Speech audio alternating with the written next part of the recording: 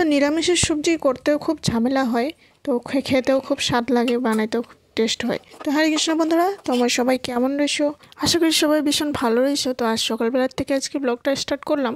তো এই যে দেখুন, সকালে উঠে আগে ঘর পরিষ্কার করে নিয়ে এনে তারপর স্নান করে নিয়েছি। আজ ছিল দ্বাদশী, কাল ছিল একাদশী, ছিল আজ দ্বাদশী। তো পালন করে তারপর এখানে আমি সবজি, এখানে দুপুরের সবজি কী কী বানাবো এখানে সব রেডি করে নিয়েছি। তো সকালে এখানে একটু ভাত বানিয়েছিলাম, ভাত একটু খাওয়াইয়া দিয়ে পাঠাই দিলাম বরকে। তারপর এখানে দুপুরে রান্নাটা স্টার্ট করলাম। তো এই যে দেখুন, আজকে লাউয়ের সবজি করব। তো এই যে দেখুন, একটু ওই যে লাউগুলো সুন্দর করে কেটে নিয়েছি ঝিরিঝিরি করে। তেলের মধ্যে একটু পাঁচফোড়ন দিয়েছি, পাঁচফোড়ন দিয়ে সুন্দর করে লাউগুলো ভাজা ভাজা করে নিব, একটু ভাজা ভাজা হওয়া পর্যন্ত। তারপরে আমরা একটু টমেটো আর একটু মটর দিয়েছি, মটর দিয়ে সুন্দর করে লাড়াচাড়া করবো। একটু মশলা পেস্ট করে রেখেছিলাম, সর্ষে, জিরা, তারপর আদা সুন্দর করে দিয়ে আমরা ভাজা ভাজা করে নিব সবজিটি।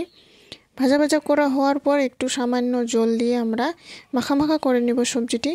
তারপর হালকা একটু চিনি দিয়ে স্বাদ মতো এখানে ধনিয়া পাতা দিয়ে তারপর সবজিটি আমাদের হয়ে যায়। তো লাউ যেমন খেতেও স্বাদ লাগে, তেমন সময়ও লাগে, কাটতেও সময় লাগে অনেক। তো এই যে দেখুন, লাউয়ের সবজিটি হয়ে যাওয়ার পর তারপর এখানে আমি মাশরুমের সবজি করব। এখানে মাশরুমে যে দেখুন গোল গোল একটা মাশরুম নিয়ে এসেছি। একটা লম্বা লম্বা টাইপের মাশরুম আসে, এই যে একটা ছোট ছোট টাইপের একটু গোল গোল টাইপের মাশরুম এটি। তারপর এখানে একটু আলু কেটে রেখেছি, তারপর টমেটো একটু কেটে রেখেছি। তো কড়াইয়ের মধ্যে একটু গরম হওয়ার পরে তেল দিয়ে সুন্দর করে একটু পাঁচফোড়ন দিয়েছি। তারপর এখানে আলুগুলো দিয়ে সুন্দর করে আমরা লাল লাল হওয়া পর্যন্ত ভেজে নিয়ে নিব।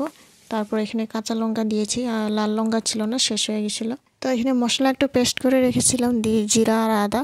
তো মশলাগুলো দিয়ে সুন্দর করে আলুগুলো ভেজে নেওয়ার পর তারপর এখানে আমরা মাশরুম আর একটু টমেটো রেখেছি। তো টমেটোগুলো দিয়ে সুন্দর করে এখানে ভাজা ভাজা করার পর তারপর আমরা এই যে দেখুন হলুদ লবণ দিয়ে সুন্দর করে আমরা নাড়াচাড়া করার পর 2 মিনিট ঢাকনা দিয়ে রেখে দেব।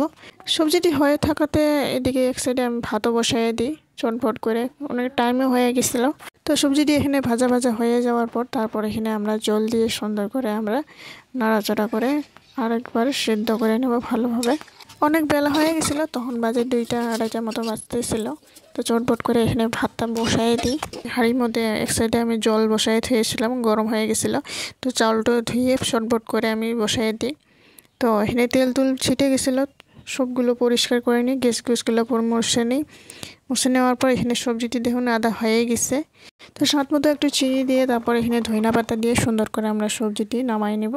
তো রান্নার কাম শেষ করার পর এখানে বাচ্চাটারে পরিষ্কার করে নিই, তারপর এখানে আজকে দুপুরের খাওয়াটা খেয়ে নিব।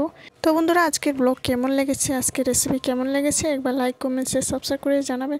আশা করি নেক্সট ভিডিওতে দেখাবো। আজকের জন্য টাটা, বাই বাই।